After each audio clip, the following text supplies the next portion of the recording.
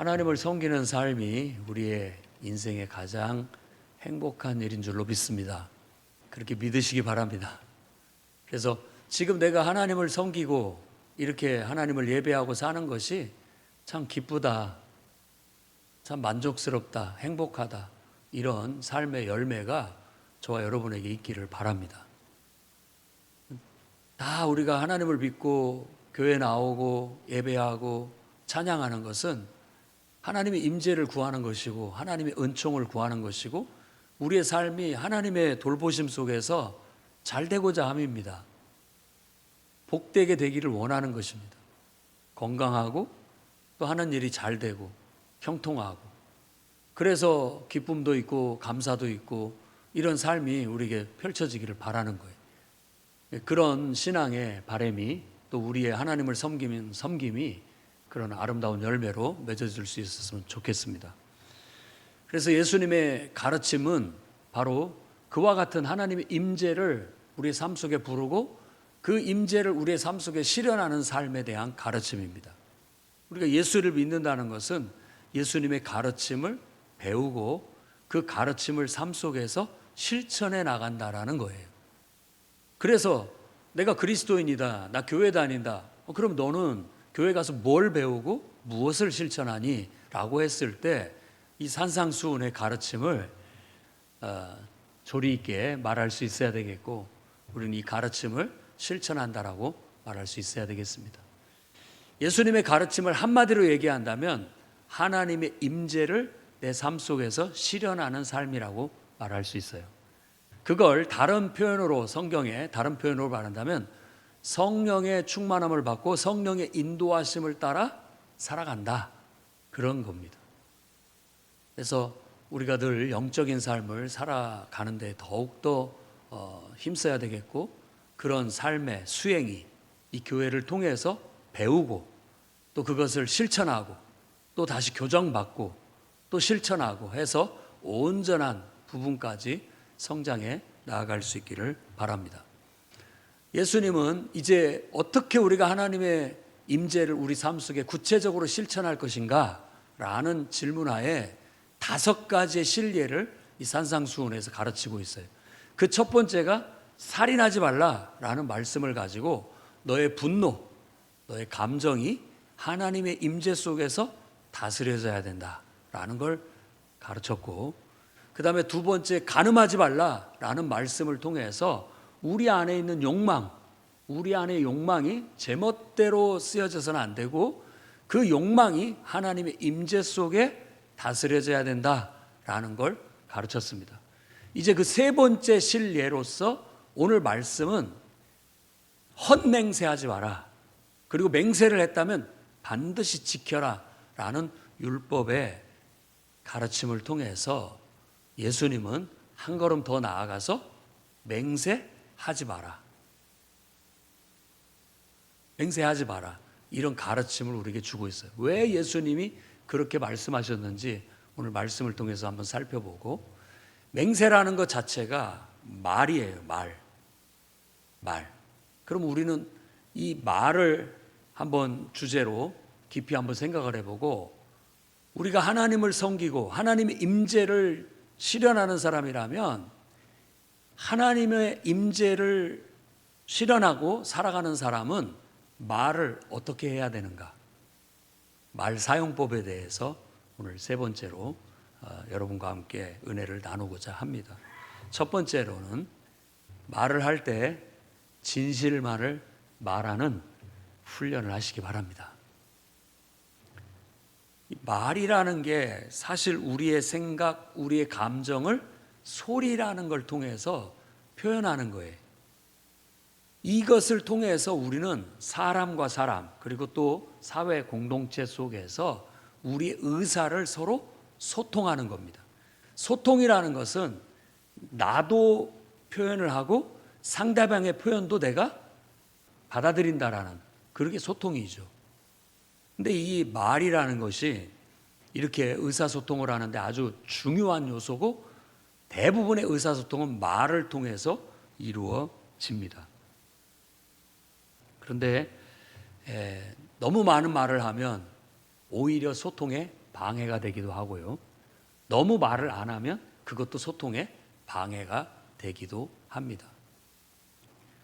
그리고 최초의 어떻게 보면 언어, 여러분들도 어렸을 때부터 뭐 언어를 배우고 했는데 아이들도 처음 말하는 감정 표현이, 그 표현이 알아들을 수 없는 말을 하지만 소리를 냅니다.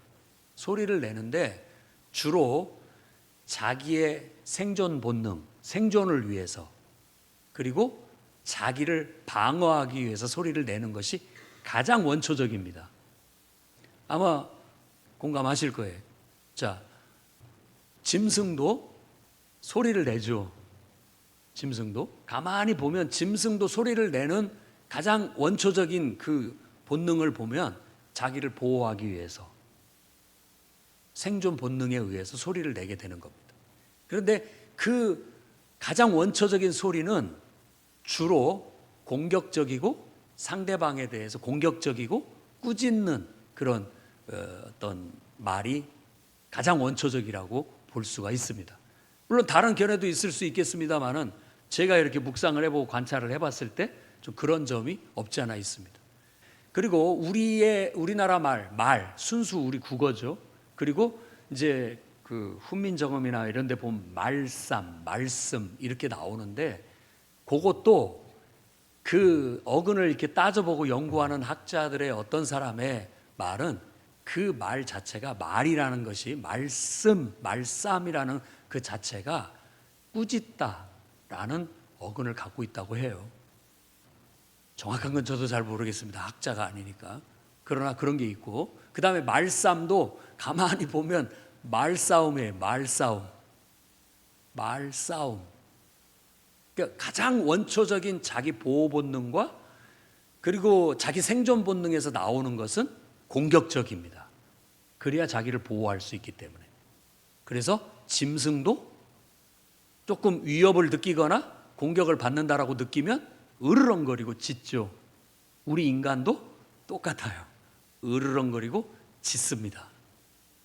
그런데 우리 인간은 더 말이 발달되어 있고 더 복잡화되어서 많은 말들을 하고 사는데, 짐승에 비한다면 엄청난 말을 하게 되는데, 우리가 짐승처럼 자기 보호 본능에 의해서 공격적으로 으르렁거리고 짖기만 한다면 그건 인간답지 못한 것이 될 수가 있어요.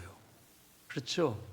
여러분들의 언어의 수준을 한번 살펴보십시오. 내가 맨날 말만 하면 으르렁거리고 짖고 있다면 내가 이거 원초적인 거 아니야? 너무 짐승 같은 거 아니야?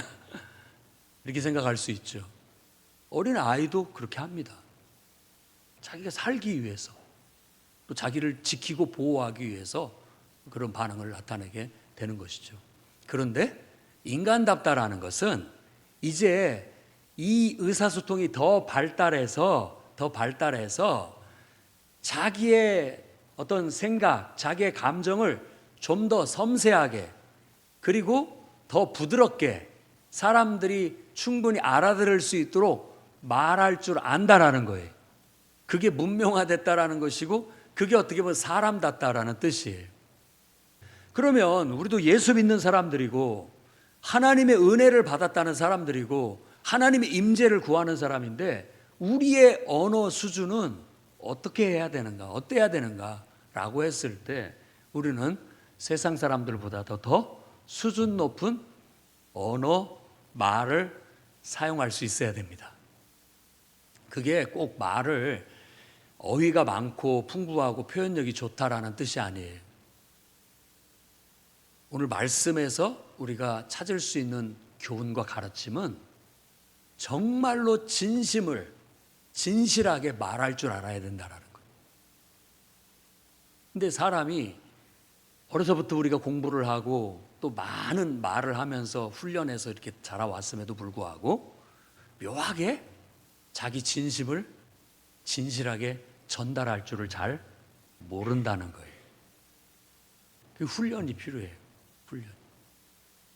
저도 50대가 됐는데도 말할 줄 잘 모릅니다. 이사야 선지자도 똑같이 얘기했거든. 하나님이 내가 너를 내 입으로 좀 써야 되겠다라고 하나님이 찾아오셨을 때 저는 입술이 부정한 자이니 저를 떠나십시오. 제가 어떻게 주님을 위한 입이 되겠습니까? 라고 하면서 부정을 했어요. 그때 주님이 제단 숯불을 가다가 입을 찢어가지고 거듭나게 하셔서 하나님의 입으로 사용을 하시게 된 거죠. 모세라는 위대한 지도자도 그가 하나님이 그를 들어 쓰시려고 하실 때 저는 어린아이 같아서 말할 줄을 모릅니다. 저는 못합니다. 라고 거부했어요. 정말 우리가 얼마나 말을 잘하고 사는가라고 생각해 본다면 우리의 말을 한번 검토해 볼 필요가 있다라는 겁니다. 야고보서 3장 2절. 야고보서 3장은 말에 대한 교훈을 우리에게 주고 있는데 우리가 다 실수가 많으니 만일 말에 실수가 없는 자라면 온전한 사람이다.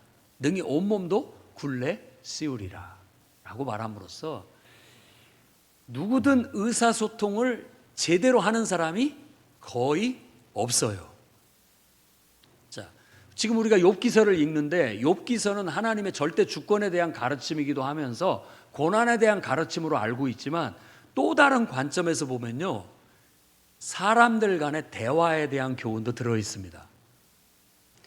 욥과 세 친구가 와서 대화를 나누는데 세 번에 걸쳐서 배틀을 떠요. 말로 논쟁을 하는 겁니다. 그런데 첫 번째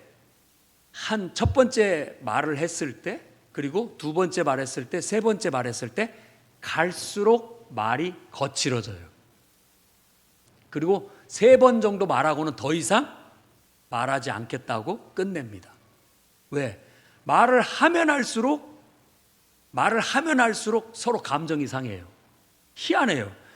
여러분이 그 욥기서를 읽어보면 알겠지만 누구도 틀린 말을 하지 않아요. 다 구구절절히 옳은 말만 합니다. 그런데도 묘하게 그 말을 듣는 상대는 기분 나빠해요. 도대체 왜 그렇습니까? 의사소통이라는 게 쉽지가 않아요. 나는 상대방을 위해서 옳은 말을 하는데도 불구하고 상대방은 공격받았다고 느껴요. 자기를 비난했다고 느낍니다. 자존심이 상해합니다. 그러니까 의사소통이라는 게 쉽지가 않아요. 전혀 쉽지가 않아요. 내 마음을 열어서 이렇게 그냥 있는 그대로 보여주면 제일 좋겠는데 이 마음을, 내 마음과 생각을 말이라는 소리를 통해서 전달을 하다 보면 거기에 내 진심과 내 마음이 아닌 다른 요소들이 섞여서 들어간다는 거예요. 섞여서 들어가요. 그러다 보니까 사람들은 그 말을 들을 때 내 순수한 마음보다도 그 속에 섞여서 들어오는 감정, 섞여서 들어오는 태도, 섞여서 들어오는 어떤 단어, 내가 원치 않은 어떤 것들을 가지고서 반응을 보여요. 욥기서를 읽어보면 딱 그렇습니다. 욥이 한 말은 그 말이 아닌데 친구들은 그 말 속에서 꼬리를 잡아가지고 어떤 걸 갖고 또 토론을 해요. 그러면 또 욥은 그 친구의 말을 고지고대로 듣는 게 아니라 또 그 친구가 나한테 걸리는 말, 내 마음에 별로 달갑지 않은 말이 또 꼬투리가 돼서 또다시 말을 시작합니다. 그러다 보니까 말이 계속 이어지는데 끝이 없어요. 말꼬리를 잡고 말하기 시작하면 끝이 없습니다. 그러면서 계속 긴장도가 높아지고 말은 거칠어지고 더 세기는 세지면서 이제 서로 더 이상 말할 수 없는 단계가 와요. 왜? 아무리 말을 해도 소통이 안 돼요. 그러니까 말을 많이 한다고 소통이 잘 되는 것도 아닙니다. 여러분은 어떤 사람입니까? 어느 자리에 가면 그냥 거의 반절은 내가 다 말하고 있다. 그런다고 해서 말 잘하는 게 아닙니다. 나는 어느 자리에 가면 거의 말을 하지 않고 꼭 필요한 말만 한다. 꼭 그런 사람이 말을 못하는 것도 아닙니다. 정말 중요한 건 뭐냐? 정말 중요한 건 내 진심, 내 안에 있는 이 진심을 진실하게 전달하는 거예요. 그거 훈련해야 됩니다. 그거 평생을 거쳐서 훈련해야 됩니다. 나이를 먹어갈수록 더 훈련해야 됩니다. 안 그러면 사람들이 꺼려하는 사람이 됩니다. 꺼려하는 사람이 돼요.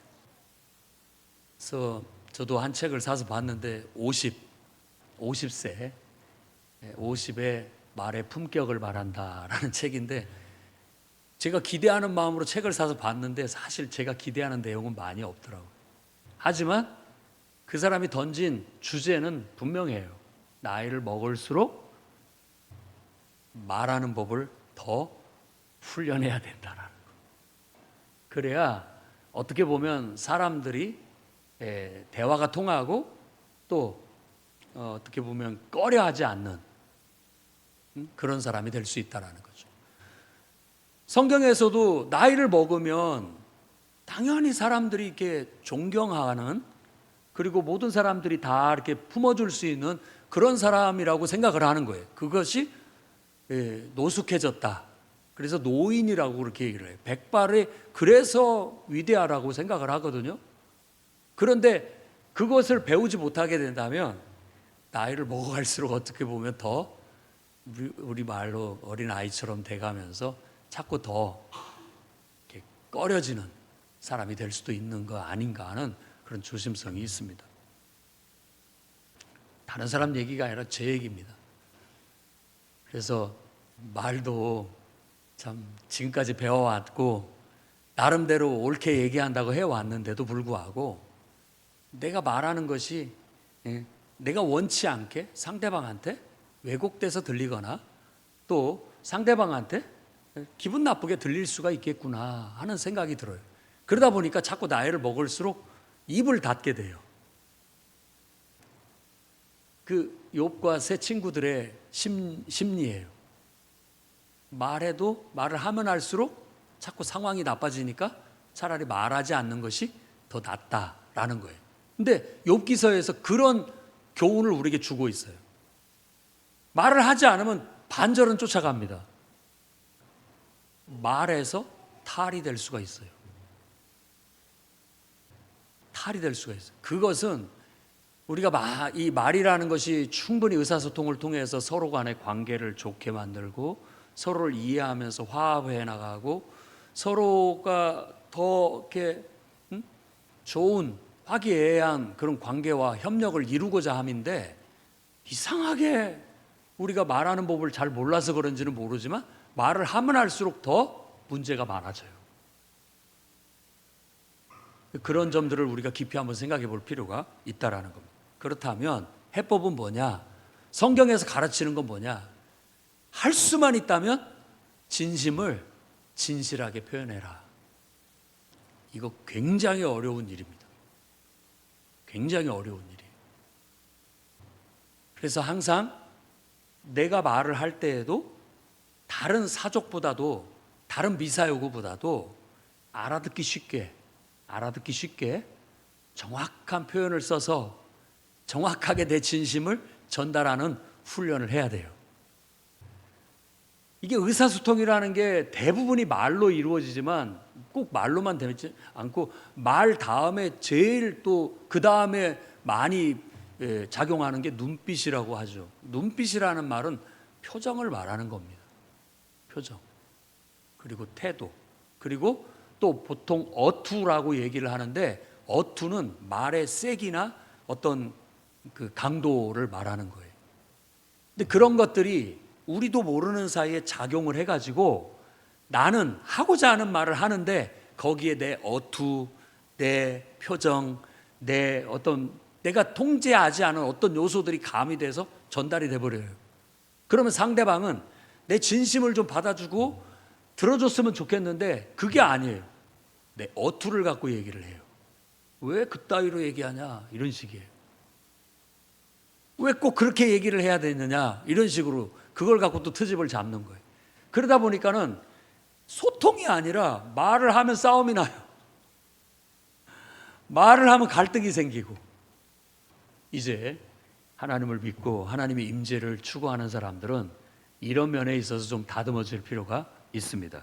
그래서 야고보서 3장 3절에는 우리가 말들의 입에 재갈을 물리는 것은 우리에게 순종하게 하려고 그 온몸을 제어하는 것이다 라고 했는데, 이 말은 이 말이 아닙니다. 타고 다니는 짐승을 말하는, 짐승의 입에다가 재갈을 먹이는 이유는 짐승을 통제하기 위한 것이다 라는 거예요. 야생마 같은 날뛰는 말도 잘 기를 들여서 입에 재갈을 먹여서 기를 들이면 통제가 가능해요. 그래서 내가 원할 때 달릴 수 있고 원할 때 멈출 수가 있는 거예요. 그런 것처럼 우리의 말도 재갈을 먹여야 된다. 하나님께서 우리의 말의 주인이 돼서 하나님께서 우리의 말에 재갈을 먹여서 사용할 수 있도록 해야 됩니다. 어떤 왕이 두 광대를 불러서 각기 따로 보내면서 세상에서 가장 악한 것을 너는 찾아와라, 너는 세상에서 가장 선한 것을 찾아와라 해서 전국을 돌아다니면서 똑같이 찾아서 왔어요. 내놓은 것은 둘 다 똑같은 걸 내놨는데 그게 바로 혓바닥이라고 합니다. 탈무드에 나온 얘기예요. 혀를 어떻게 쓰느냐에 따라서 가장 선한 것이 돼서 사람을 살리기도 하지만, 혀를 어떻게 쓰느냐에 따라서 가장 악한 것이 돼서 사람을 죽이기도 하는 것이 혀예요. 그러니까 우리가 이 혀를, 이 말을 사용할 때 우리는 하나님 앞에 우리 혀를 올려드리고, 하나님께서 내 혀를 사용해 주십시오. 그래서 하나님의 통제를 받아 내가 진실만을 말할 수 있는 사람이 되게 해 주십시오. 우리가 세상을 살다 보니까 말도 많고 여러 가지 복잡한 이해관계에 얽히다 보니까 사람의 진심을 말하기가 쉽지가 않아요. 왜? 진심을 말하면 손해볼 것 같고, 진심을 말하면 뭔가 내가 위기에 처할 것 같고, 뭐 이런 어떤 두려움 때문에 진심을 그대로 말하는 것이 쉽지 않아서 둘러서 말하거나 과장해서 말하거나 축소해서 말하는데 너무 익숙해져 있어요. 세상 풍토가 그래요. 풍토가. 그러다 보니까는 말로 인해서 우리가 사람의 진심을 알아내기라는 건 쉽지가 않습니다. 할 수만 있다면 우리는 여러 가지 미사여구를 섞거나 또 여러 가지 것들로 포장하지 말고 있는 그대로의 진심을 진실하게 말하는 훈련을 거듭해 나가셔야 됩니다. 그건 살면서 공동체 속에서 대화를 통해서 다듬어질 수밖에 없는 거예요. 부딪히면서 다듬어져야 됩니다. 만일 그걸 회피한다면 어디서도 그거 배울 길이 없어요. 배울 길이 없습니다. 직장생활 하면서 다듬어져야 돼요. 사회생활 하면서 다듬어져야 돼요. 어디 가서 그 말을 배웁니까? 기본적인 언어는 집에서 또 학교에서 배울 수 있지만 진짜 말을 사용하는 법은 공동체 속에서 배울 수밖에 없어요. 근데 우리는 이제 예수 믿는 사람들이니까, 하나님의 임재를 우리의 삶에 구하고 실현하는 사람이니까 하나님의 임재를 통해서 내 말이 나오는 대로 다 내뱉지 않고 재갈을 물리는 거예요. 그래서 하나님이 기뻐하시는 바에 따라서, 하나님이 옳게 여기시는 바에 따라서 말하고 멈추고 하는 걸 훈련을 하셔야 됩니다. 그것 자체가 어떻게 보면 세상을 정화시키는 거예요. 세상 풍토가 너무 진실을 말하는 걸 잃어버리고 살고 있고, 또 사람들이 상대방의 진심을 들으려고를 하지 않아요.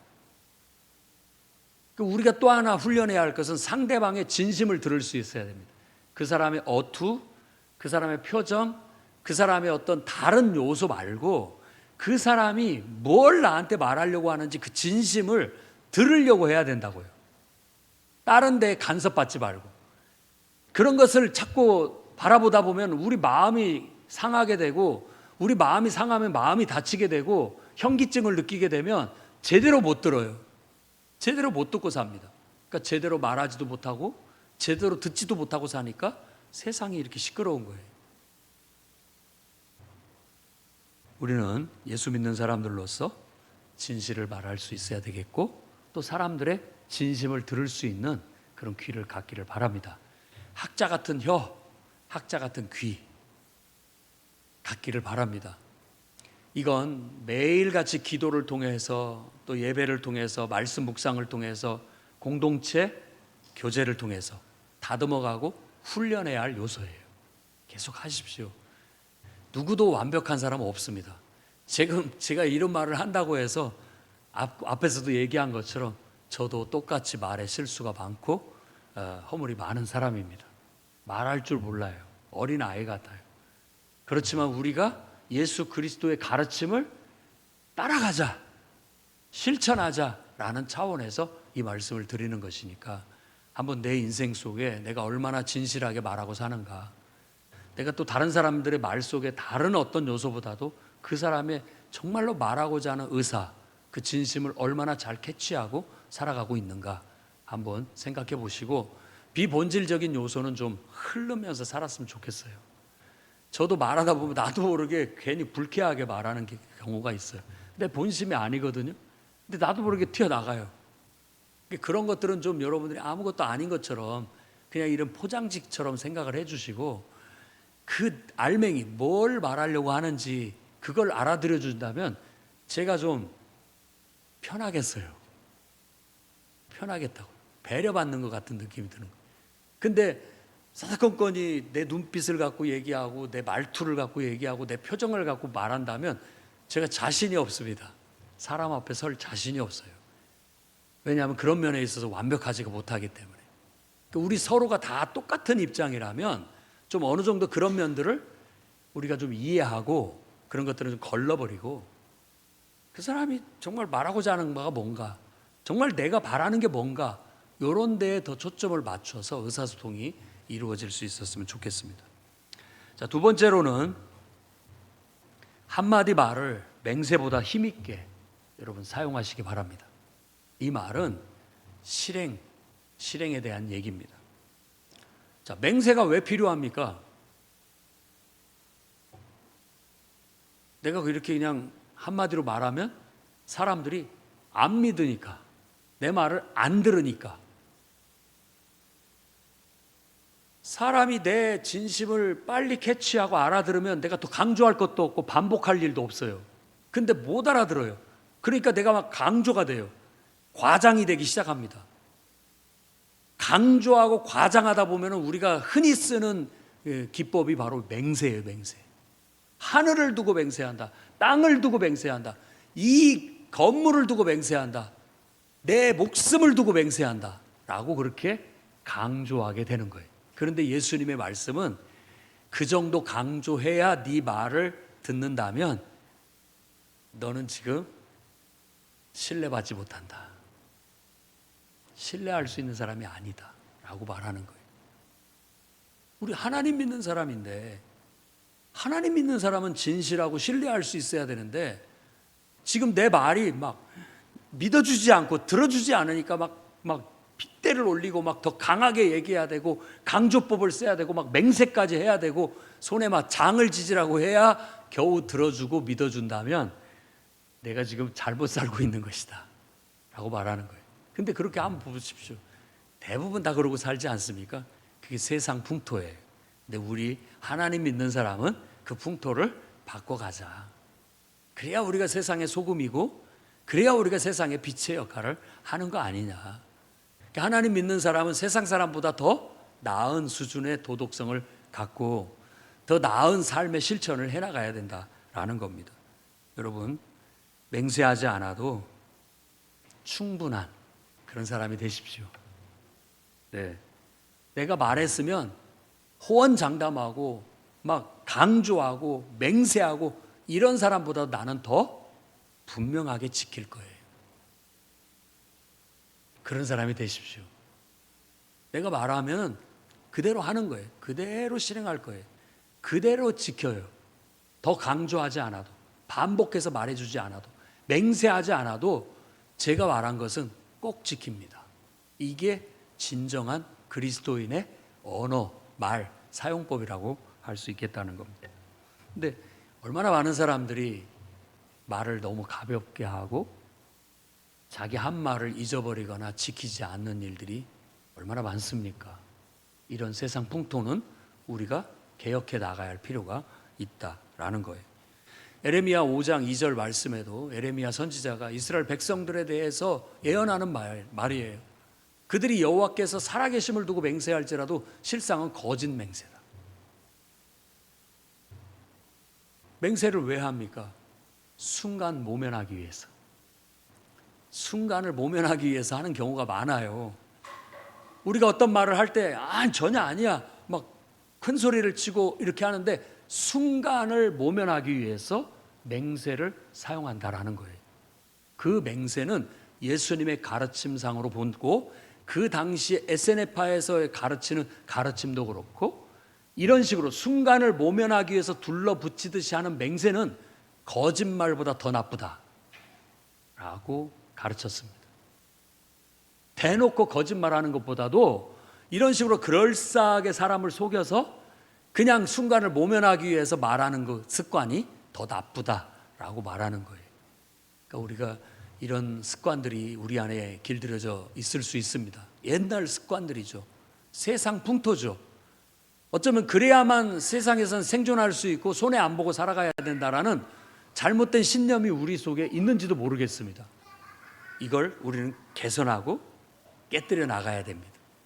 그래서 좀 손해 볼지라도 내가 욕을 먹을지라도 진실을 말할 수 있어야 되겠고 내가 한번 약속한 거나 내 입으로 내뱉은 말은 꼭 지킨다. 이런 것을 우리가 실천해 나아갈 수 있기를 바랍니다.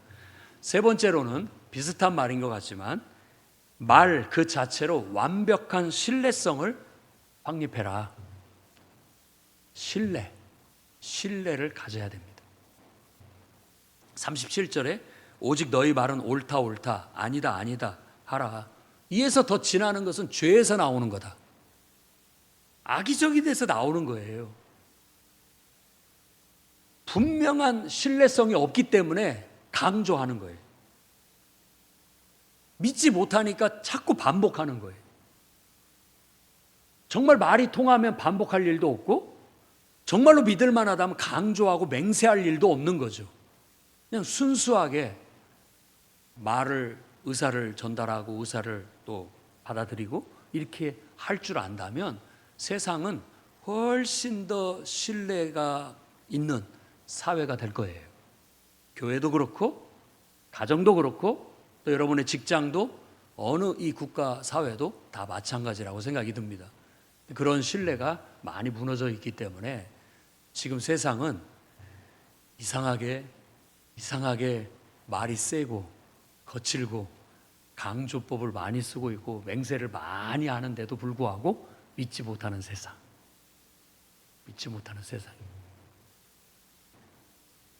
우리가 때로 너무 진실해서 혹은 내가 말하는 걸 꼭 지켜서 혹은 내가 항상 신뢰받을 만한 사람이어서 욕을 먹거나 그것 때문에 손해를 본다 할지라도 우리 그리스도인들은 예수님의 가르침을 실천하며 살아야 되겠습니다. 그게 우리가 가야 할 길이에요. 오늘 말씀을 여러분 가슴에 새기고 다 정도의 차이는 있겠습니다만은 여러분 있는 현 상황에서 조금이라도 더 이 말씀이 여러분 삶에 들어가서 개선되지고 그걸로 인해서 여러분들이 더 진실하게 말할 줄 알고 또 말한 것은 꼭 지킬 줄 알고 항상 신뢰가 있는 사람으로서 자리매김해 나가기를 주의 이름으로 축원합니다. 기도하겠습니다. 거룩하신 주님,